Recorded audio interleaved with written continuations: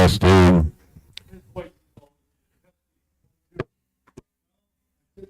1, 2, 3. Press the button. Hey, David. Doesn't want to come on. Here. Oh, boy. Yeah, it is weak. So it's got a battery price. Yeah, we can just share one. Yeah, what the hell? Sam, we'll share. We'll share. Sharing is good. We will have a virtual passing of the baton. Testing, 1, 2. I got it.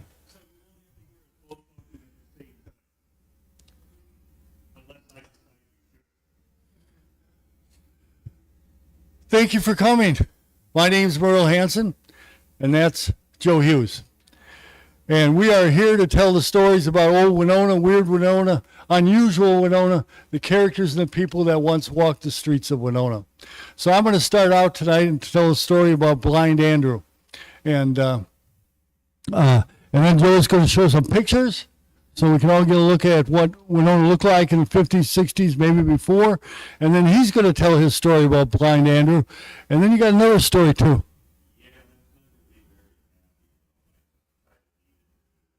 Okay, well, and then I'm going to tell another story about Blind Andrew, and then I'm going to tell a story about the old Bowling Hotel, which was in Kensington, and so we'll start from there. Thank you for being here. Without you guys, without your support of the Winona Public Library, we probably wouldn't be here. And this is one of the most magnificent libraries in the state. It's small, it's complex, but you can feel yesterday when you're in here. The Lairds could come in here and they'd be pretty comfortable with what they were doing. So this is a story I wrote about the other night about Joe and I at Trivial Pursuit. And so we were down in that neck of the woods down along the river.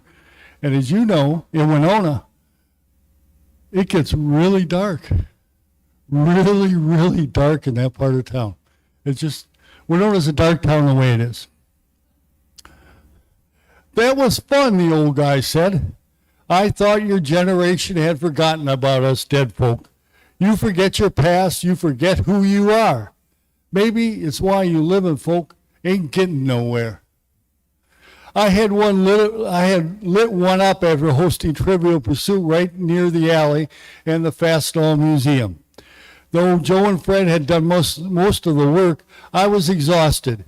Getting tired becomes easier as you near 70, and after a show I needed to clear my head. It's a dark street where Bob started counting nuts and bolts, and in true BK fashion, money wasn't spent on lighting an empty store. I like the space that is 2 fathoms. It's brightly lit, spacious, and ideal for gathering. A beautiful venue for socializing. It's also home to some of Winona's earliest history. And old dead folk feel right at home in the old railroad building. This was my playground, he said. We lived right down here by the river, the 1860s, and so it wasn't much of a town. 6 kids huddled on a dirt floor in a wood-burning stove you didn't want to touch. A tinderbox waiting to happen. And in 1862, most of Winona town got burned to the ground. It was hard to sleep some nights. The Winona boys have always been known to party and carry on till all hours. We had no police force in those early days of the town settling. The boys were loud for a whole couple of days leading up to the fire. It was non-stop noise. We were celebrating our freedom from the redcoats, but I'm not certain those boys knew much about history or the concept of freedom. It was hot and dry that summer. I've long suffered from dry skin, and I spent that summer scratching and itching. Bob Clappish had a bakery over there by Spliced and Clara Louise. Across the street from the old Latch building, Winona has always loved the smell of warm bread, and to a hungry kid, that smell of warm bread would make your stomach growl. We figured that's where the fire started. though the boys who started it were probably too drunk to remember.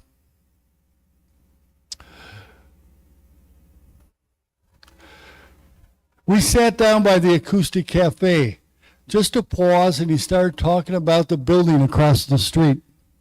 Pieces of the Past, the Sunshine Bar, and the El Cid massage parlor. It was one of my last thoughts. You carry those with you till your dying days. It was home to the ladies of the night in my day. I knew a Edith Schenkel, and like those before her, she was tough as nails. Not very big, but strong-willed. It was the ugly side of prostitution, where females were nothing more than a commodity being bought and sold. There was a guy in town known as Blind Andrew. He used to sell newspapers. Parents had a place along the shores of the Mississippi, get washed out every spring. He walked with a white cane. It was a hard life, and Andrew got knocked down countless times. Always got up till one day me and a few of the boys pooled our money and bought Andrew a girl. We waited as he navigated down those rickety wooden steps after he conducted his business. He had a smile on his face. Somehow, though he didn't understand you had to pay, and Miss Edith wasn't in the business of extending credit, so she said no to the next day when Andrew came back for more. Right there on the lower level, Andrew shot himself. I thought about that all the rest of my days. Maybe if I hadn't bought him that ticket to paradise, he would have lived for a few more years. God willing. Thank you very much. I should tell you that the genesis of this story cycle that Merle and I are currently working on, I saw Blind Andrew in a book 15 years ago and promptly forgot about him. Then I wrote a story about him. And then I sent it to Merle, and we showed up to read it, and he said, "Oh, I've got one too." Wow. That was something, Merle. All right, let's see here. How do we... All right, I'm hoping that we can get this going. The first thing I'm going to do is talk about 2 Roman Catholic parishes that closed. I can't get this out of my head. This is a major event in the history of Winona, Minnesota's people. The Bohemian Church and the other Catholic Church are officially closing down. They're going out of business. You never hear about a McDonald's going out of business. You never hear about some companies, but then you look at Blockbuster. I mean, Blockbuster was everywhere 25 years ago, and now it's just a bad joke that nobody gets anymore. I just cannot let St. John's Bohemian Church and St. Casimir's Catholic Church just dive out of the history of Winona, Minnesota without somebody saying something about it. But I always like to begin with a nice, happy picture. This is the entryway to my personal Winona. You can see it from the air, and you can see the city growing up along the levee. See how it thins out the farther back you go to the bluffs. Notice up in the upper left-hand corner by Sugarloaf, there is a great, big, huge, honking swamp that has a skinny little road crossing it called the Mankato Dike Road. Not talking about that today. I just wanted to show you the nice picture. And let's see. Come on, you bleep. I believe in swearing at a computer. Oh, there we go. And here's another one of the 1889 picture, in which I have thoughtfully circled the 3 Polish communities in Winona. The West End in green, the foot of Mankato, which is in purple, and the Hog Line, which I have put in yellow. I'll talk about that in a second. I'll start by talking about European immigration to Winona. Fortunately, I'm going to do it very quickly.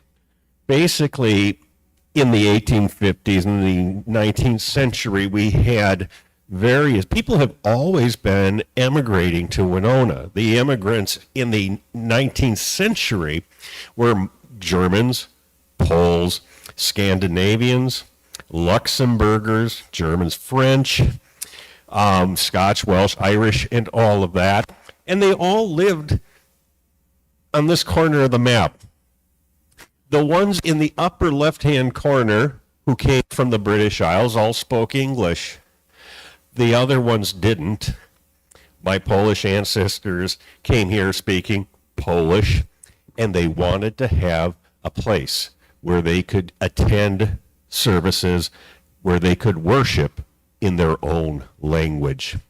This was immensely important back in the 19th century. Less so in the 21st. It's pretty important. Up here, you see a map that it's not finished. But it's the churches of Winona in 1894 for a talk I'm giving next month. And if you take a look at dot number 12, dot number 13, dot number 14, dot number 12 over to the right is St. John's Bohemian Church. You've probably never even heard about it. You look on pictures, you look on the internet, you won't find pictures.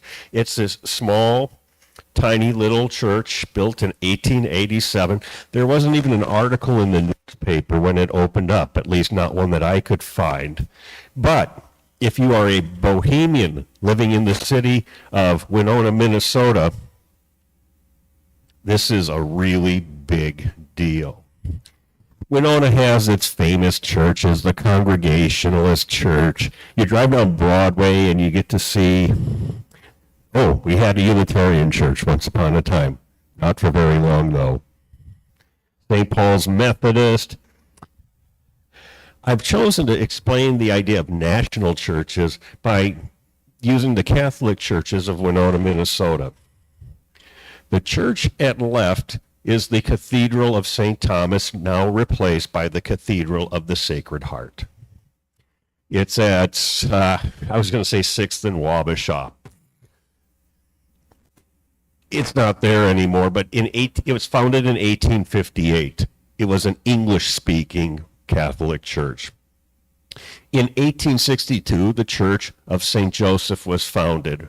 It stood right where Midtown Grocery is now. And the idea behind a German church is the Roman Catholic Mass is all in Latin at this time. It's equally understandable or ununderstandable to everybody. Nobody understands what the priest is saying up there. But when you sing, when you hear the gospel, when you hear the word, when you hear the preaching, you want it to be in your own language.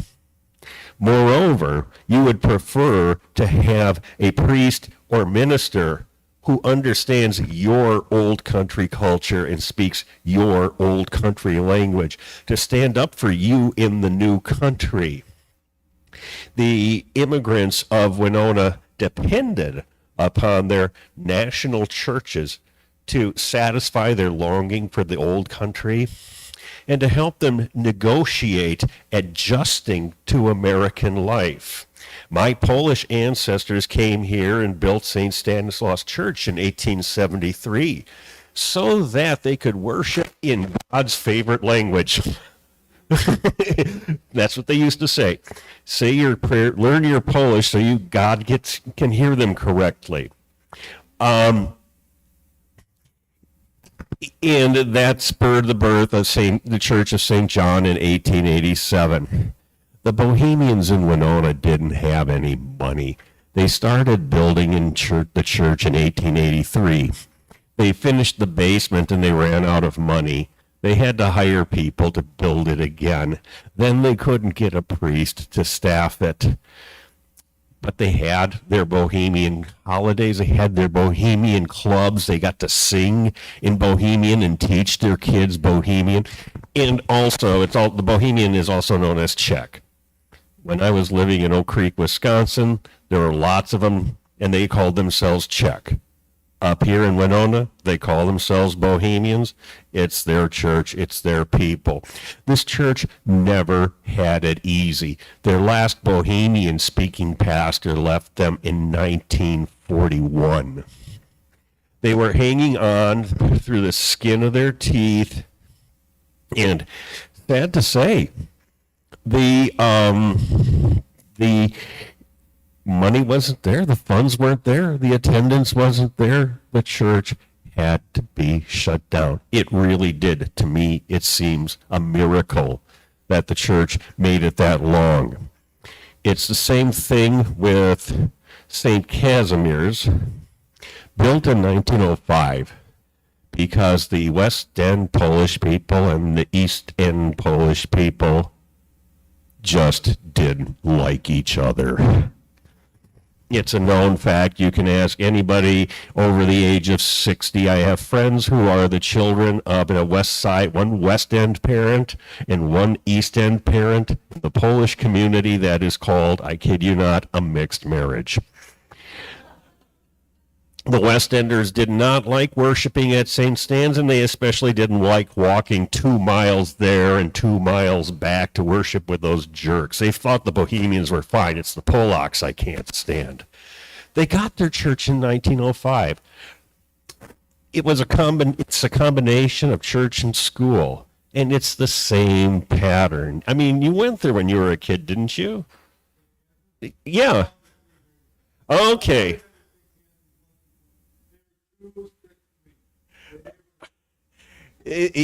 St. John's did not admit people who were not Bohemian until 1905.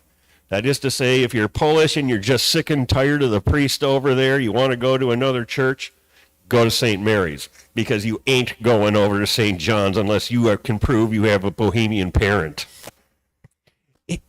The two churches existed. These two churches existed. Nobody noticed them.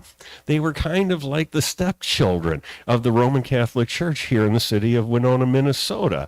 And that's fair. They were valued, and the Roman Catholic Church did everything in their power. The diocese did everything in their power to keep these two parishes running. And they just couldn't anymore. And this is the tough part. I'm sure that many of you, if not all of you, are following the happenings at Lourdes Hall, which was on the campus of St. Teresa, and it has been, I guess, purchased by Cotter, or Cotter owned it. I don't know, but it's going to be destroyed, and people are really, really upset about it for reasons I really understand. And it's sad that we here in Winona have no place where we can all get together and kind of talk our way, negotiate our way through it. We lost the Winona St. Stan's School this year. We lost the old Milwaukee Road Freight House this year, where my dad's railroading career began back in 1953. We're saying goodbye to all these buildings. Jerome Christensen, our local pundit, wrote a really beautiful piece today that showed up in my mailbox today about the passing of Lourdes Hall. What can we do? I have no clue. But I'll be danged if I'm just going to let this pass in silence. Thanks for hearing me out. I'm going to talk about Blind Andrew now, which is what I really want to do anyway. This is called Blind Andrew and Miss Shackle. Yep. What? This thing is possessed. This is the article. The funny thing is, this is exactly what the computer did to me at the Winona History Center 2 weeks ago. It just sped through this part. This is Blind Andrew. I saw him in a book 15 years ago. I bought the book at Paperbacks and Pieces. And there was just something, I first noticed that, oh, look, it says Blind Andrew down there. Did he sign it himself? I really thought that. And then I hated myself a little bit for thinking that. This is one of life's, he did commit suicide and all of that, but he was one of life's survivors, oddly enough. It says here, Blind Andrew was widely known around Winona, as evidenced by a short bit of information printed in the local newspaper.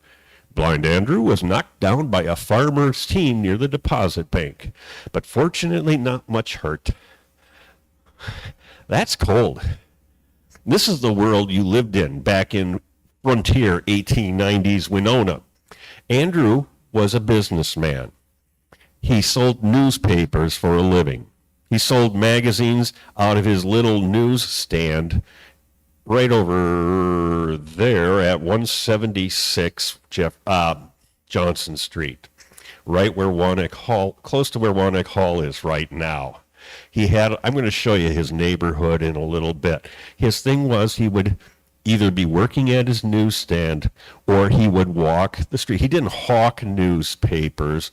What he would do at the end of the day, he would take his newspapers, his remaining newspapers, over to the rooms of one Ms. Edith Shackle, who did business at 79 East 2nd Street. Let me see here. Oh, please cooperate. Okay. There we go. Here is what Blind Andrew's neighborhood was like in 1867 when he was a little boy. He came from the Tyrol region of Austria or Italy or wherever it is these days, and they lived in that, I've marked it in red, at 155 West Front Street. Did you even know there was a West Front Street in this town? In that little house there, I've got a better picture next to it, up there in red in the back corner there. That is Blind Andrew's newsstand, the site of Blind Andrew's newsstand.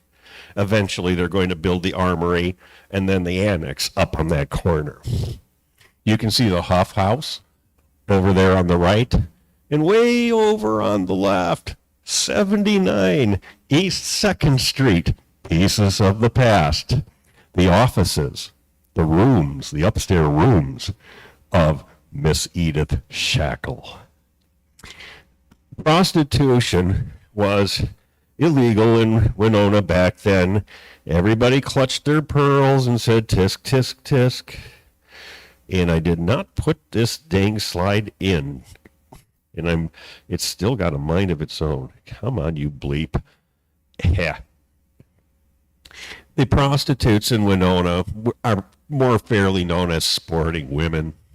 I like the term sporting women because in the Minnesota State Census of 1895, the Minnesota State Census of 1905, everybody has to put their name on the census. And you get names like Martha Lake, Queenie Levac, Trixie Vermont. And he said, oh, wait a minute, Mr. and Mrs. Vermont did not name their daughter Trixie. But their occupation is invariably listed as sport or sporting woman. They were accepted. They were tolerated. Yes, they were selling their bodies like pieces of meat, but there's also a way of looking at it. It says that these were women who didn't have any other job opportunity in a system where women weren't supposedly working outside the house, but they had themselves and their kids to feed. That's how Queenie Levac got started. Single mother of 3 with a deadbeat husband who was either dead or might as well be dead. What are you going to do? Andrew would go over to Edith Shackle's rooms on the 2nd floor, and he would bring newspapers to the inmates. That's what they were called, inmates, because they never got out of there.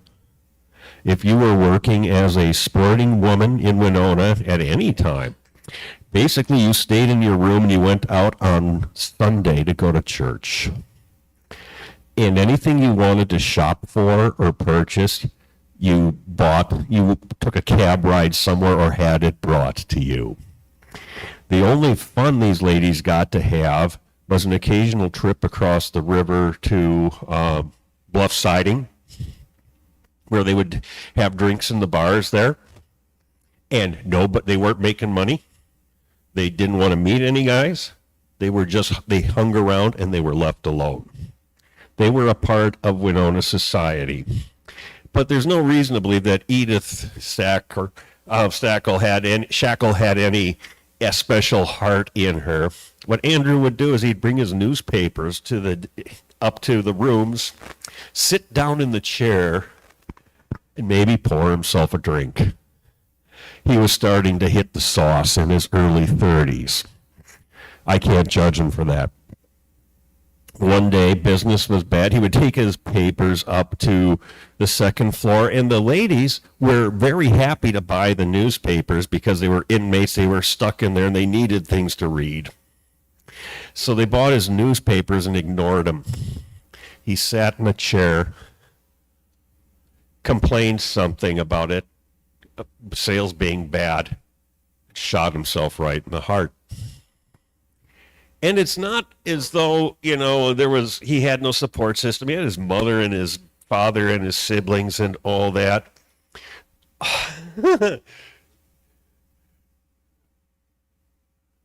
Oh, here we go. This is the other picture of his neighborhood, 1889. You can see it right, the crappy old house. And he was just basically bouncing around here, these three corners, for years. He did have a happy experience. Maybe he did not. He was just dealing with life as best he could. It was said of blind Andrew that he didn't talk to anybody, but he could make change faster than any sighted person. And that's something because they had all these little coins and all these little scraps of paper money that stores used to get out. And Andrew could make change like nobody's business. In 1890, he donated a door prize to the Winona County State Fair.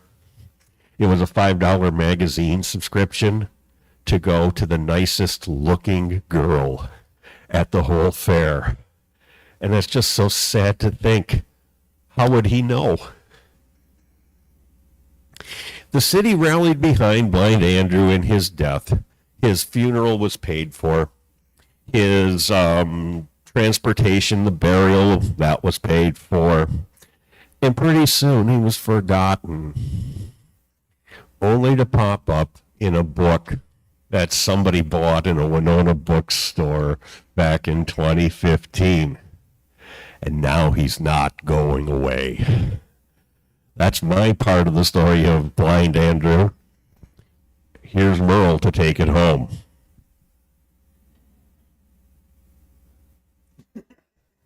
It gets to be a competition. So I wrote this story about blind Andrew about a month ago, and Joe kind of looked at me after I wrote it. But sometimes we get on the same page. If you want to know who's more accurate, Joe is much more accurate. I'm a fiction writer. I'm going to make up stories, but I'm going to try and bring history to life as much as I can so that you get inside that person. What was blind Andrew about? What were the other people of the times about? I mean, you got to remember the ladies, what did you call them? The sporting women in the 1860s. That was the time of the Civil War. There weren't men around. And people died. They wanted to get off the farm. They'd come to the city. They do whatever they can.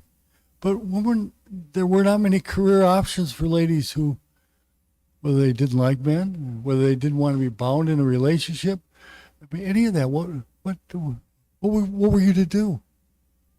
You know? And the Polish people that were coming over, you didn't understand their language. You didn't understand their habits. You didn't understand their food. I mean, none of that. It was like a whole different world, and I think they were remarkable women. I mean, they stood up on their own when no other women were standing up on their own. You know, the world was different. It was cruel in many, many regards. So I wrote this story from the blind Andrew perspective. I can see now what I only heard about then. I got around, but walking the rutty, rutted streets wasn't easy. A mess when it rained or snowed. I was always getting knocked down. But I was blind, you know. Sometimes I'd get pushed down intentionally. Once I got knocked over by a horse, but when you can't see where you're going to do, you simply plow ahead. Smile, my mom told me. No use carrying sadness with you. Life as a blind person wasn't always easy. I got knocked down, pushed over, and got talked to like I was not human. Then I smelled the scent of a woman, and my life changed. Right down there at 2nd and Lafayette. The building still stands as I can see now, but was there where I took my life. Right downstairs in the waiting room. You talk to people and they tell you spirits live in that building. I'm the spirit that roams the halls and makes noises that make no sense. The town responded as they brought me a plot and a casket. They made sure Blind Andrew was paid his respects. For them I am grateful, and I give them my utmost respect. It was my friends, Bill and Ed, who paid for my first visit. I was tired of living at the time of my dying. My life had been a failure. I only heard the sounds of living, the plodding of horses down 2nd and people talking as they bought my newspapers just west on 2nd and Johnson, 4th and Johnson. That's where I sold my papers. Down near the old Charlie's, where 2nd Street was full of prostitutes and hobos and men who had been knocked down one time too often. It was a tough neighborhood where guns sometimes went off and men cursed and fought and scrambled just to survive. I saw none of it, but I heard everything. Ma and Pa were old and worried as they didn't quite know what would happen to me after I was gone. There were no services for those of us who needed help. Young orphan kids scrapping to get by, doing anything for $1 with no home to go to. They slept in the hobo jungle. It was the only place they could afford. I knew the good Thomas Simpson and his delightful wife who would bring a bowl of soup to my newsstand. It was them that started the social services in town, the Margaret Simpson home.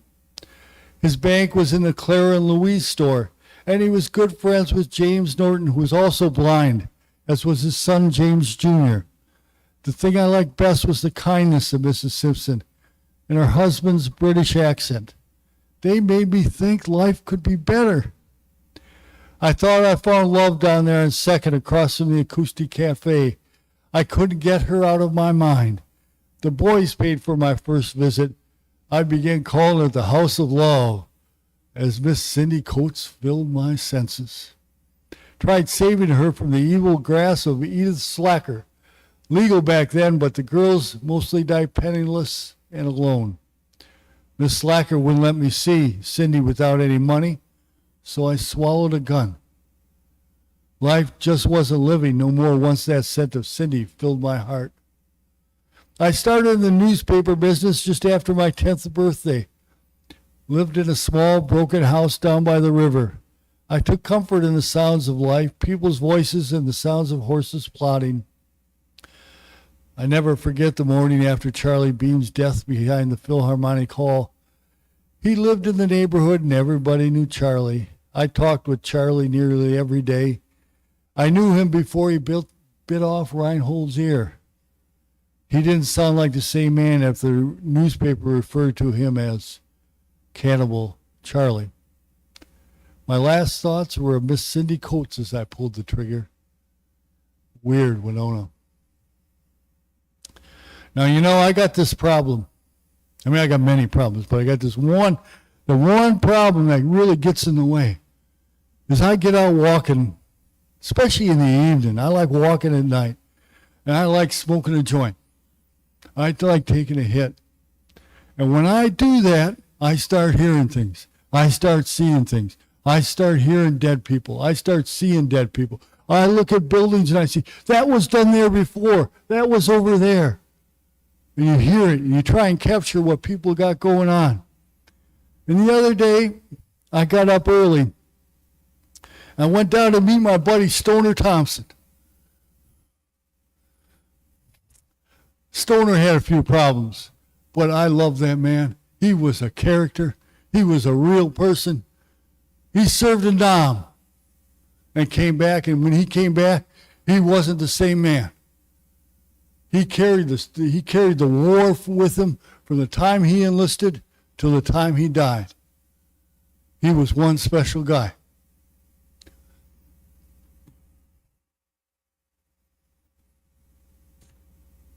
I like old Winona. Old buildings and dead people, brick walls and echoes of the past. Winona has long been filled with the spiritual past, and modern living is assaulting the institutions that carry deep meaning to our souls. I find myself walking the streets of our past in the light of the day, just hoping to get a feel for what was, out looking for yesterday, searching for the pieces of the past that make us who we are. Maybe it's me, but I like to search for my grandma and grandpas when walking around. I like sitting on the bar stools of the corner cafes that they might once have sat in. They aren't easy to find, and sometimes I have to get out of town. I visit the churches on the quiet days when it's just me and the thoughts left from the prior Saturday or Sunday echoing off the beautiful stained glass windows of Winona. Those church voices are all a bit different, just like the town they sit in. They started building a hotel down by the levee. I didn't quite like it when I first looked at it. I couldn't see it how it fit in the surroundings, but as I walked down there the other night, I felt old Winona. The old brick buildings where the Latch Warehouse once stood have been brought back as the shadows remind me of an earlier time in the town that I'm from. I learned from the schools that a person is more than skin deep. I've always liked looking behind the mask we all carry around. A lot of shadows, a lot of mist, a lot of hot air, and most importantly, a lot of really, really good people. That's America, as I hear the wisdom-laden words of old teachers. I could hear music being played down on 3rd Street. I find myself sitting in Peter's Beer Garden, surrounded by hundreds of Winona folks, joined together by the music, beer, and a friendship with the past to a city and a town which won't die. A light of togetherness. Let that spirit ring. So I got my stories goofed up. Now you're going to hear about Stoner Thompson. When I grow up, I hope to become organized.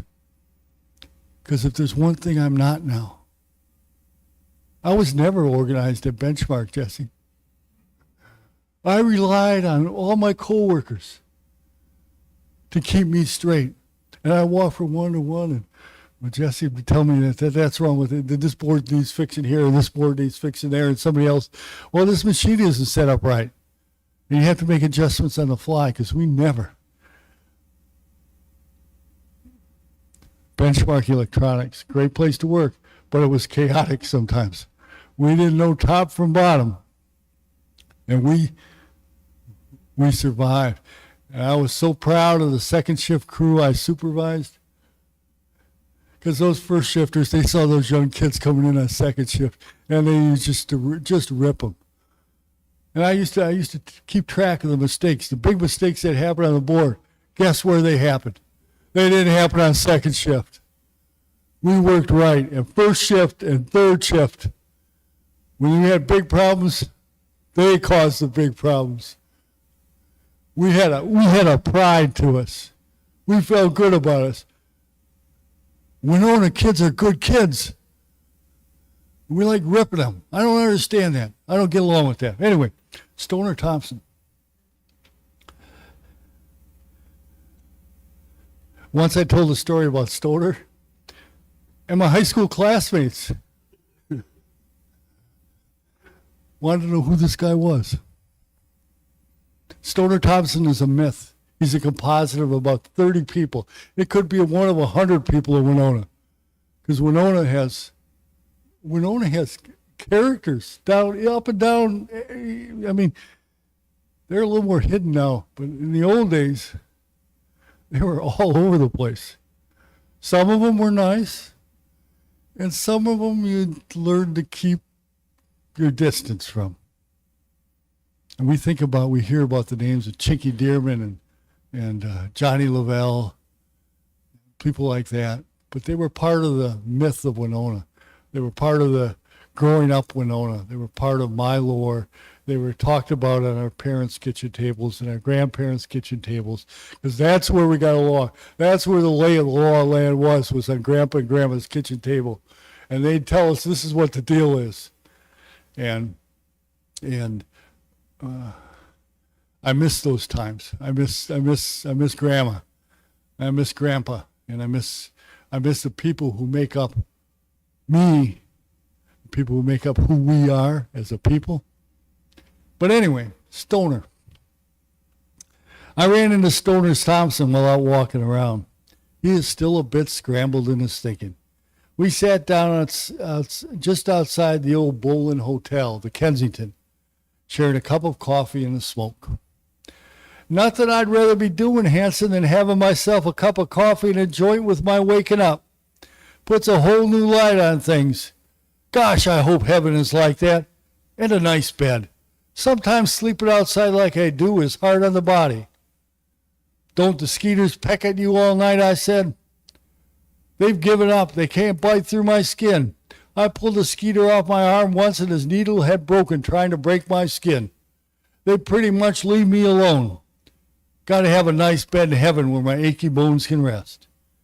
You got it all figured out, Stoner. How are you going to die? I'm hoping with a cup of coffee and a smoke watching that river flow. Death doesn't scare me. I'm long overdue. Fried this brain one too many times. Sure didn't work out like I planned. My phone rang. It was Science Girl. She said she would like to grab a bite to eat at the Saporia restaurant located in a building built by Bob Kierland that stands where the old All Motor Company used to conduct business. I told her I was with Stoner outside the Bolin Hotel. She said she'd be downtown in 10 minutes for me to give Stoner her best. Stoner and I said our goodbyes, and I walked the alley between two brothers in the History Center, behind Steve's Lounge from back in the day.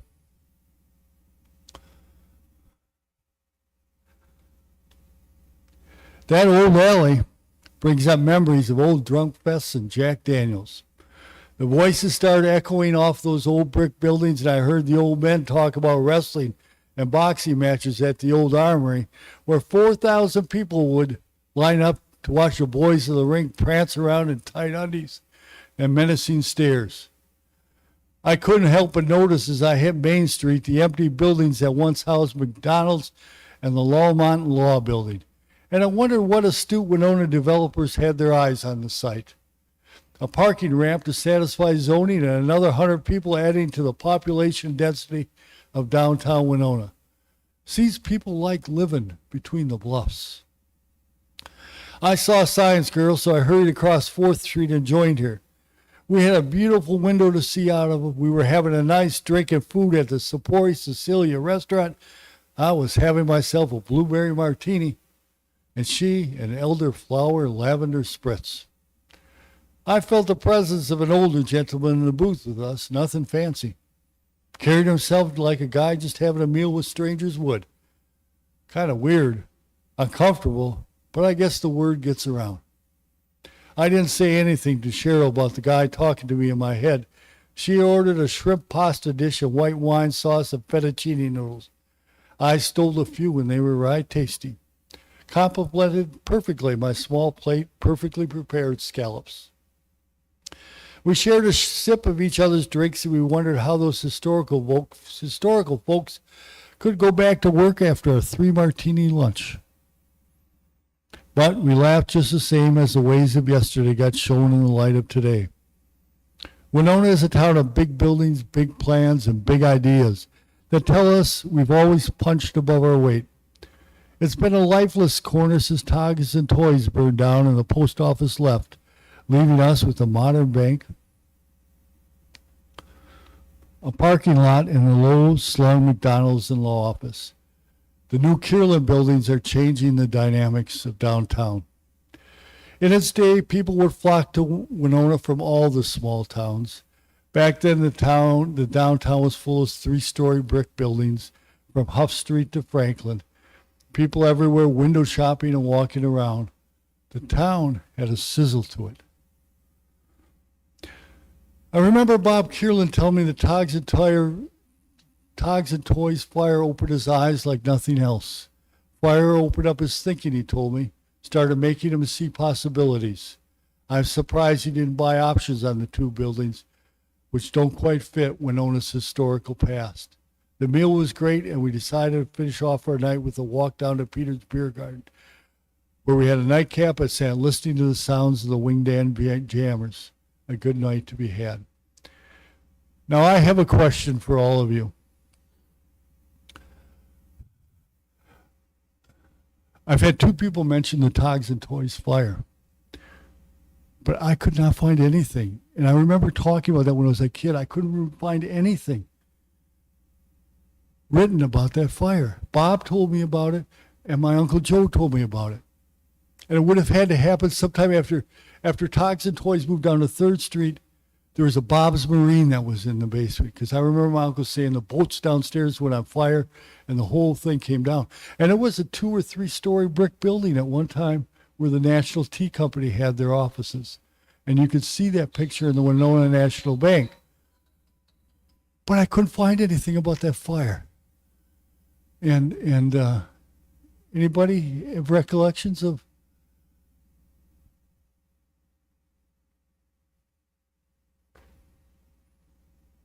I'm going to have to keep looking.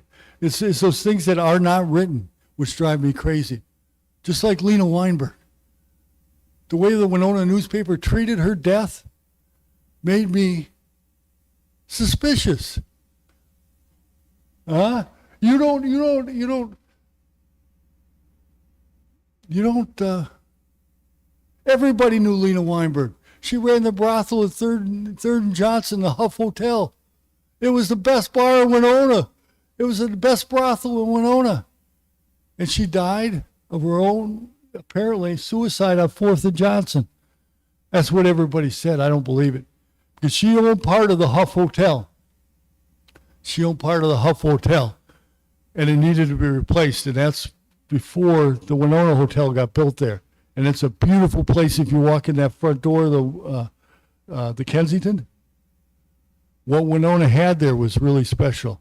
And people wanted that. Verrazano Simpson wanted it. John Ludwig wanted it. Everybody wanted a piece of that property. Lena wouldn't sell.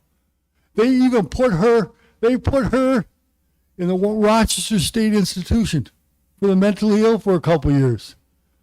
And she came back, and right there on 4th and Johnson, one morning, her skirt caught on fire while she was doing her morning constitution.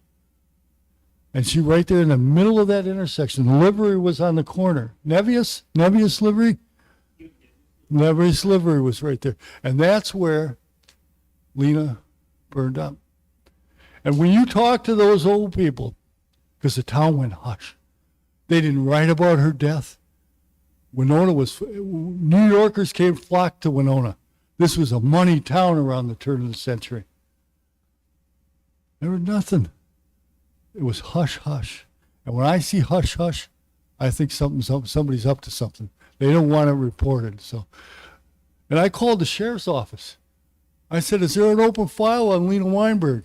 And they said they had nothing open. Nobody had ever heard of Lena Weinberg. But some of our relatives may very well be involved in the murder of Lena Weinberg. And I keep digging. I'm going to find out eventually. I think it might have been Verrazano Simpson, but what do I know? For the record, I think it was Verrazano Simpson too. And if there's ever a movie of this ever made, I'm going to play Verrazano Simpson. We want to thank you for coming by on this absolutely beautiful summer day in beautiful Winona, Minnesota. I want to tell you that we've got let's talk about our upcoming gigs. Callista Court on Monday, July 20th. You're welcome to attend. We're going to be at the Beer Garden on August 7th. We'll be here again on the 21st. On August 26th, I will be speaking at the Learning Club. That will be at Wannock Hall in that Winona County History Center. We'll be talking at 10 a.m. on revivals and religion in Winona. And then we're at the Beer Garden again, Winona Public Library. The only other thing I can think about to remind you is that at 7 p.m. tonight in Wannock Hall at the Winona County History Center, there is going to be a speaker on the history of Bay State milling. If I didn't have to play trivia, I'd be there because, for my money, when Winona was on the ropes at the beginning of the 19th century, when the sawmills all went and left Winona scrapping. Watkins was pretty big, but Watkins didn't really start getting really big until 1910. Right around 1910, Winona was really scuffling. The gate city of Winona was trying to reach, address the huge dent in its tax base, by the that came from the dead sawmills. And it was Bay State. Bay State was like an engine pulling Winona through.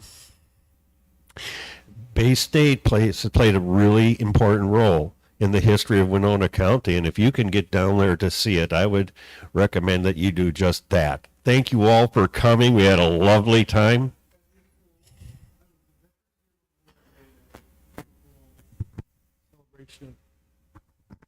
I'm speaking in front of the La Crescent Legion in the La Crescent community with some of my war stories,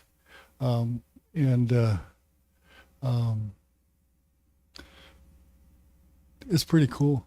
I mean, they're letting this lousy liberal talk to they're letting this lousy liberal talk to the men who served. And my army stories, my war stories, they can be kind of sad. So I consider that an honor from the boys who served. Thank you.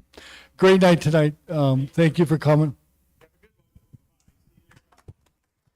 And if anybody finds out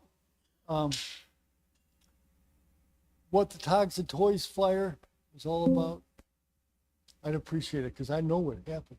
What do we do time watch? What time is it? 5 o'clock. On the money? On the money. Whoa.